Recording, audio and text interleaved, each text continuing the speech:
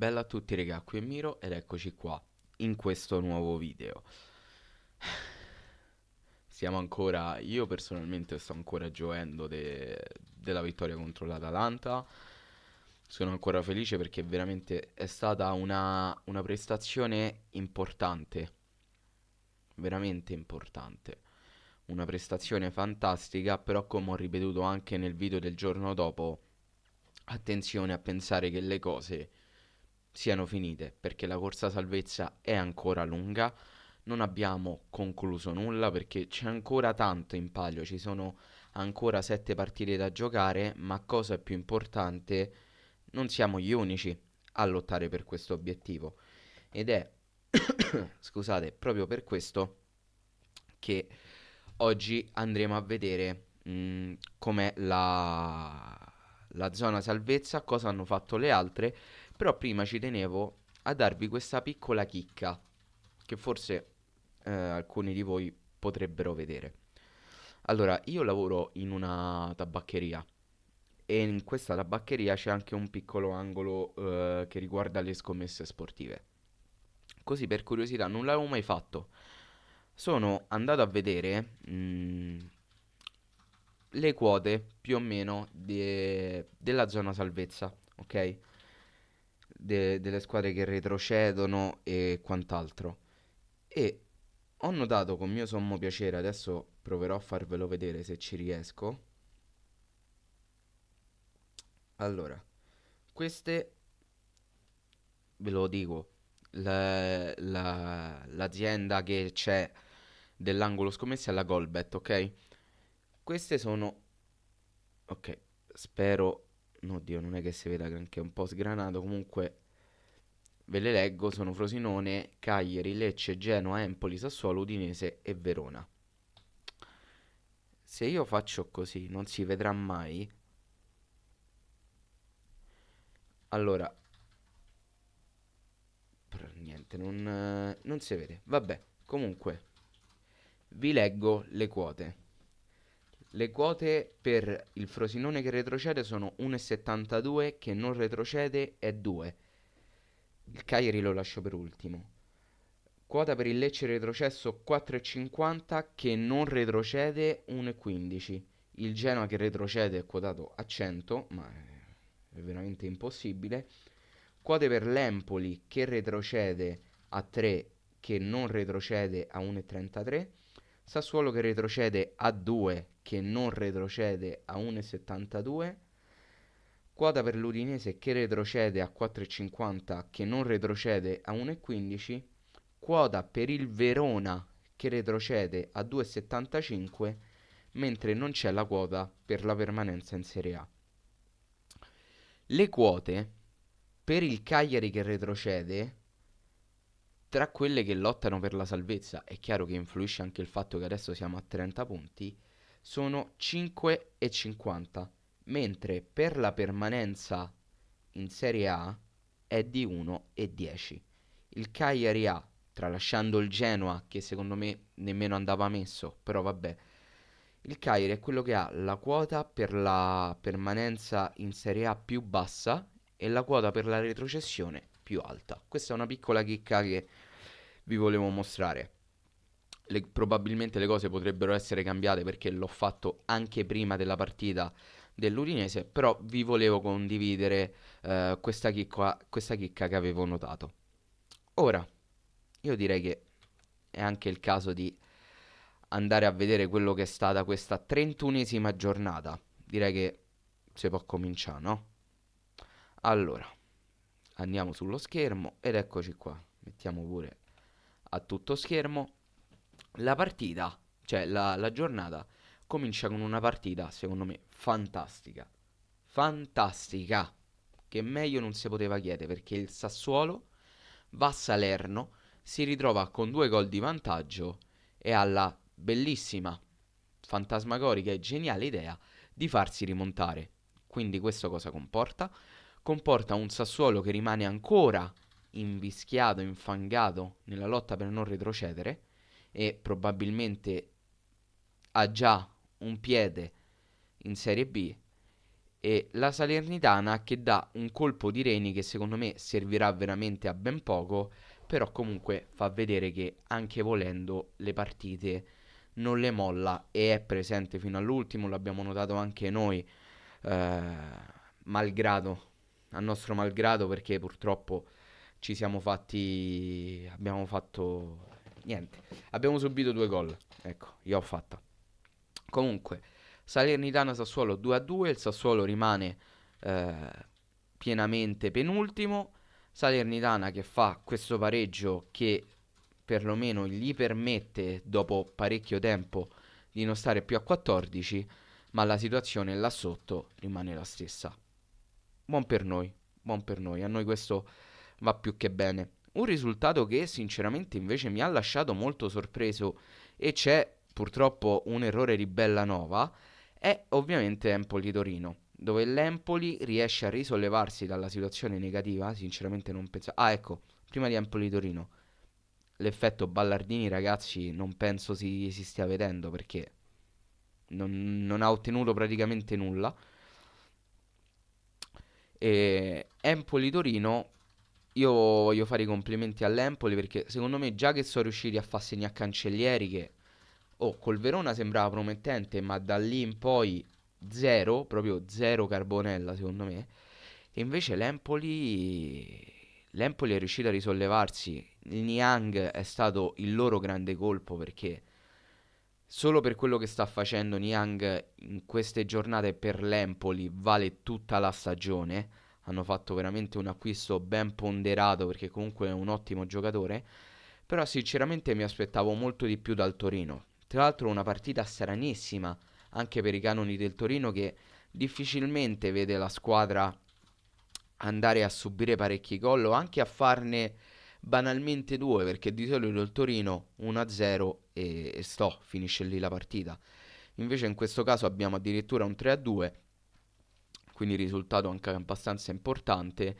E probabilmente l'Empoli sta ritrovando la forma, sta ritrovando la quadra. Nicola probabilmente avrà strigliato bene i suoi e sono riusciti ad ottenere 3 punti molto molto importanti con una squadra importante perché non è una squadra per niente banale, il Torino è una squadra molto molto ostica.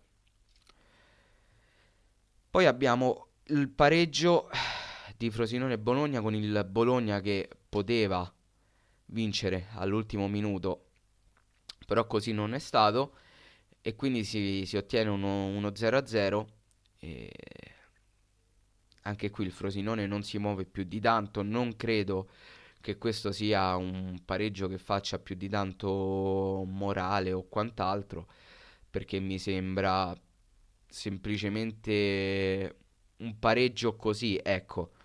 Per carità, è ottenuto pur sempre contro il Bologna che sta facendo una stagione fenomenale, ma non credo che sia un risultato che possa determinare ehm, un colpo di neni da parte del Frosinone da qui a fine stagione. Anzi, mi sembra che il trend stia continuando, quindi staremo a vedere, poi vedremo anche le prossime giornate e quant'altro, la classifica.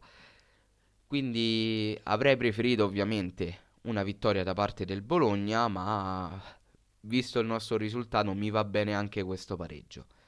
Poi ovviamente ci siamo noi con questo risultato fantastico, bellissimo, veramente veramente bellissimo.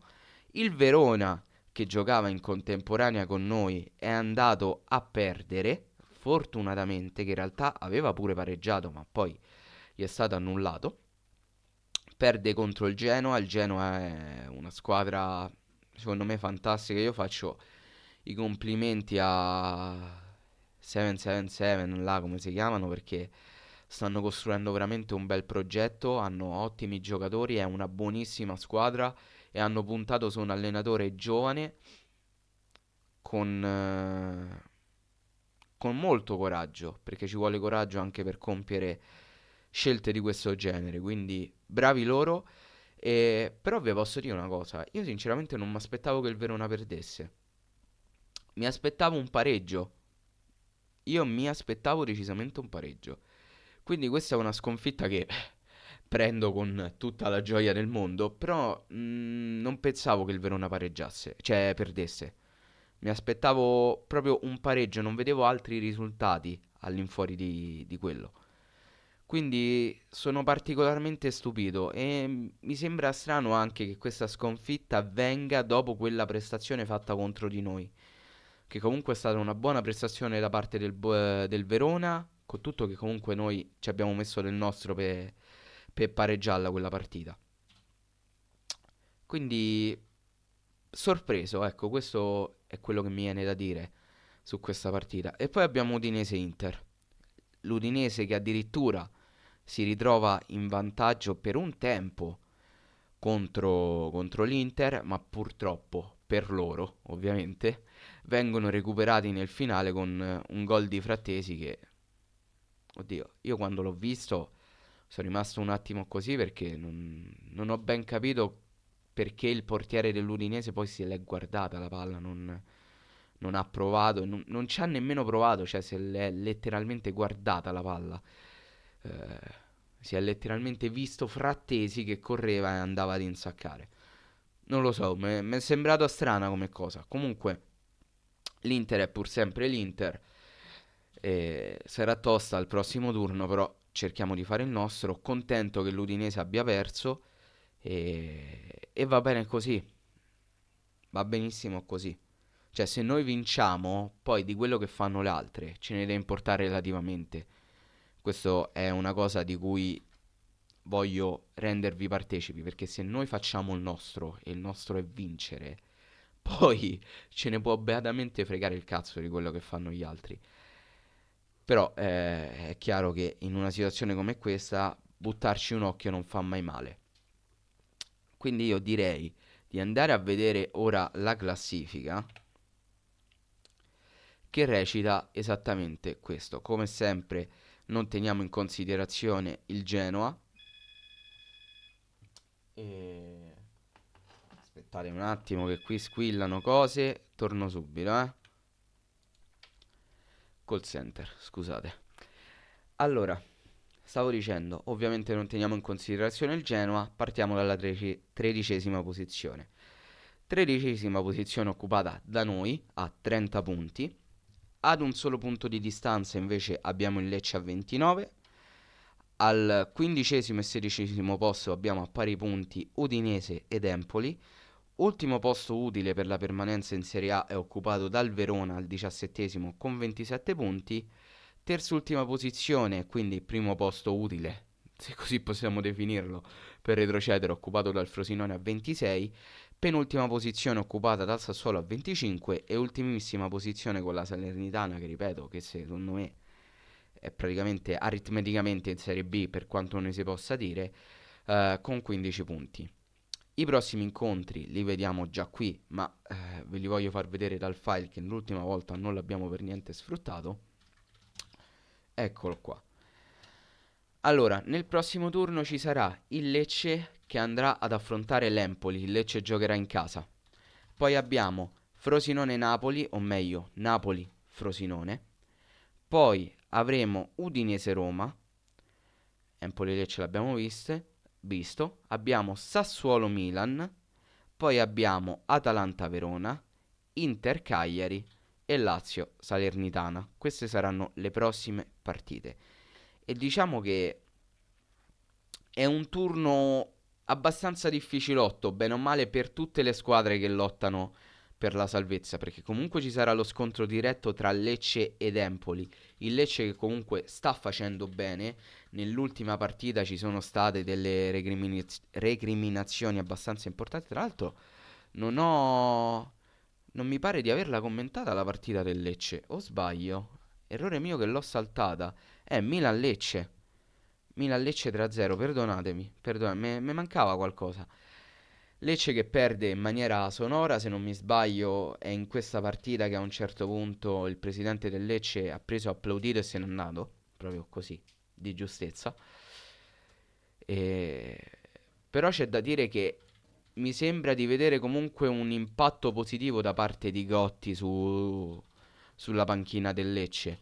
Quindi Lecce-Empoli potrebbe essere una sfida che se finisce in pareggio farà contenti, ma allo stesso tempo no, un po' tutti e due, perché hanno bisogno di dare una botta in più alla classifica, forse più l'Empoli rispetto al Lecce, però è chiaro che tutte e due le squadre vorranno vincere e se ci sarà una squadra vincitrice, tra le due ne trarrà un enorme vantaggio in vista della futura salvezza, perché sarà una partita importantissima. Frosinone-Napoli, il Napoli si è decisamente ripreso andando a vincere a Monza 4-2, il Frosinone staremo a vedere cosa combinerà contro di loro, ma è una partita comunque difficile perché il Napoli è pur sempre il Napoli, anche se non in forma. La Roma penso sia la squadra nettamente più in forma di questo campionato da un paio di mesi a questa parte, quindi per l'Udinese sarà sfida tosta, nonostante giochino in casa. E tra l'altro doppio confronto Inter e Roma in casa, io spero che perdano perché così perdono colpi. Ecco, Empoli-Lecce l'abbiamo detto. Sassuolo-Milan. Sassuolo-Milan, il Milan è in forma comunque, quindi non la vedo proprio positivissima per il Sassuolo, quindi mi auguro che anche qui ci saranno 0 punti. Atalanta-Verona è una partita in cui mi auguro che l'Atalanta possa giocare bene e vincere, perché in questo caso l'Atalanta può tranquillamente vincere, non ci scandalizziamo, non ce la prendiamo a male se vincono, eh. Anzi, ovviamente si scherza, però comunque è una partita tosta perché il Verona negli ultimi impegni sta facendo vedere che non è una squadra da sottovalutare per niente, ma così lo ha fatto vedere anche prima in realtà, eh. Con tutta quella situazione è difficile comunque giocare e loro stanno riuscendo bene in questo intento.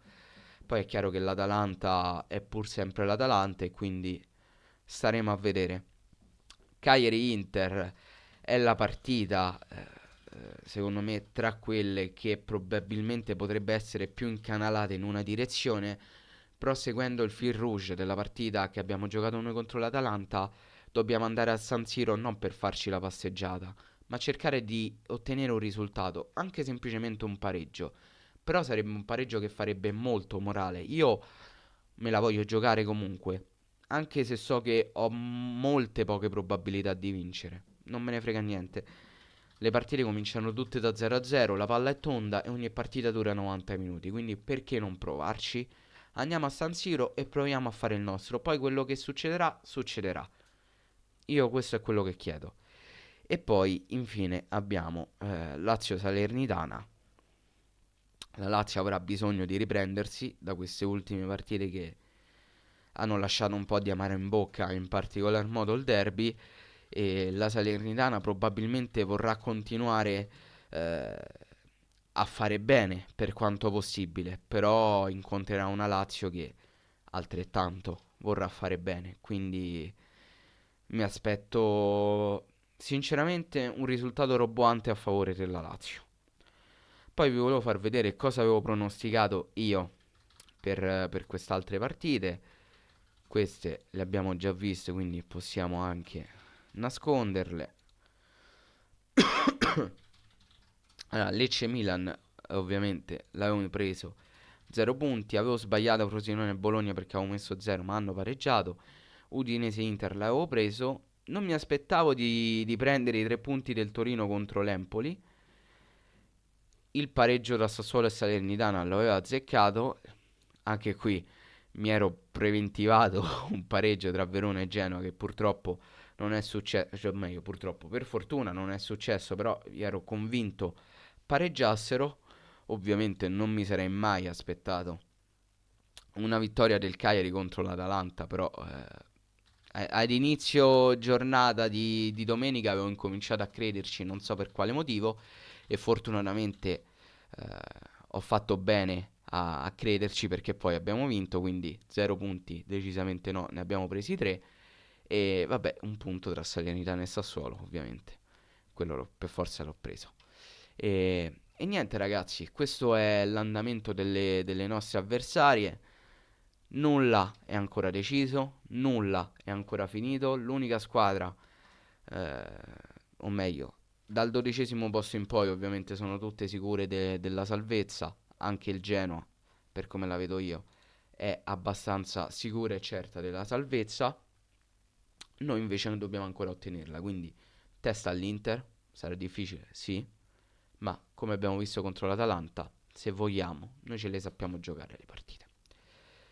Fatemi sapere voi qua sotto nei commenti cosa ne pensate e detto questo ragazzi, noi ci becchiamo in un prossimo video. Bella!